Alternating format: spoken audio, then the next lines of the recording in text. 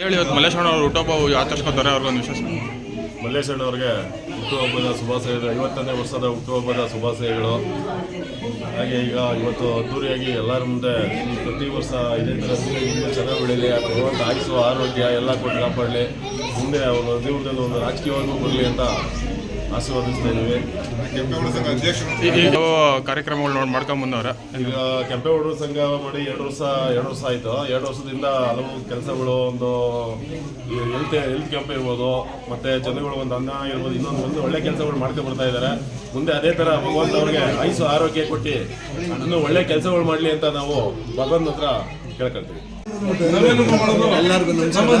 ಇವತ್ತು ಈ ಉದ್ದೇಶ ಏನು ಅಂದ್ರೆ, ನಮ್ಮ ಕೀಳ್ಗಡದ ಮಲ್ಲೇಶ್ ಅವ್ರದ್ದು ಹುಟ್ಟುಹಬ್ಬ ಇತ್ತು. 50ನೇ ಹುಟ್ಟುಹಬ್ಬ ತುಂಬಾ ವಿಜೃಂಭಣೆಯಿಂದ ಆಚರಿಸ್ತಾ ಇದ್ದೀವಿ.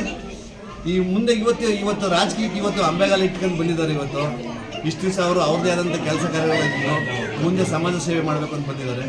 ಅವ್ರಿಗೆ ಆಶೀರ್ವಾದ ಮಾಡೋಕ್ಕೆ ಇಷ್ಟು ಜನ ಸೇರಿದ್ದಾರೆ. ಅವ್ರಿಗೆ ಒಳ್ಳೇದಾಗಲಿ ಅಂತ ಕೇಳ್ಕೊತೀನಿ.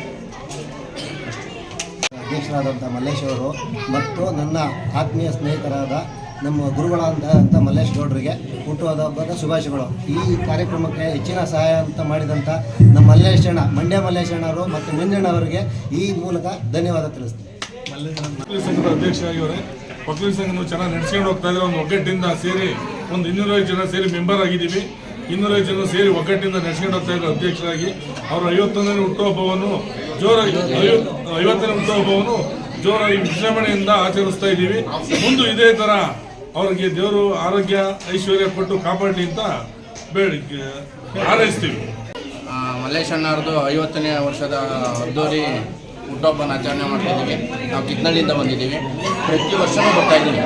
24 ವರ್ಷದಿಂದನೂ ಬರ್ತಾಯಿದ್ದೀವಿ. ಸಮಾಜ ಸೇವೆಯಲ್ಲಿದ್ದಾರೆ. ಆಮೇಲೆ ಕೆಂಪೇಗೌಡ ಅವರ ಅಧ್ಯಕ್ಷರಾಗಿದ್ದಾರೆ ಸಂಘದಲ್ಲಿ. ಭಗವಂತ ಅವರಿಗೆ ಅವ್ರ ಕುಟುಂಬಕ್ಕೆ ಆಯುಷ್ ಆರೋಗ್ಯ ಕಾಪಾಡಿದ್ದಾರೆ.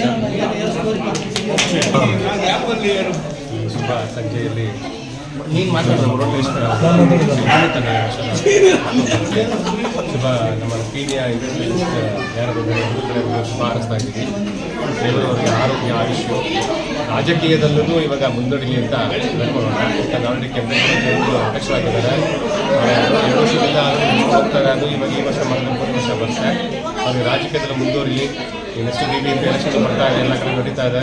ಎಲ್ಲಾದರೂ ಒಂದು ಟಿಕೆಟ್ ಇಸ್ಕೊಳ್ಳಿ, ಅವ್ರಿಗೆ ಸ್ವತಃ ಓಡಾಡ್ಬಿಟ್ಟು ಅವ್ರ ಕೆಲಸ ಥರ ಮಾಡೋಣ ಅಂತ ಹುಟ್ಟುಹಬ್ಬದ ಶುಭಾಶಯಗಳನ್ನು ತಿಳಿಸ್ತಾ ಇದ್ದೀನಿ ಕಡೆಯಿಂದ.